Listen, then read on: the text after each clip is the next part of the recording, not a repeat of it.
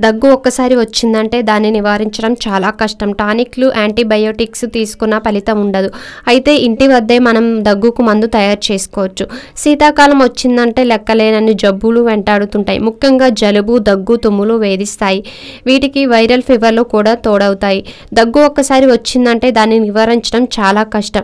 టానిక్లు, antibiotics తీసుకున్న ఫలితం ఉండదు. అయితే ఇంటి వద్దే మనం దగ్గుకు మందు తయారు చేసుకోవచ్చు. అదెలాగో ఈ వీడియోలో చూడండి. దగ్గు తీవ్రంగా వేధిస్తుందా? ఈ చిట్కాలు పాటిస్తే తప్పకుండా ఉపశమనం కలుగుతుంది.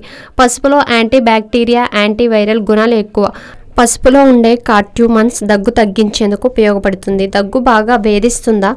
కొద్దిగా పసుపు, కాస్త తేనె కలిపి మిశ్రమం తాగండి. చిటికెలో దగ్గు మాయం.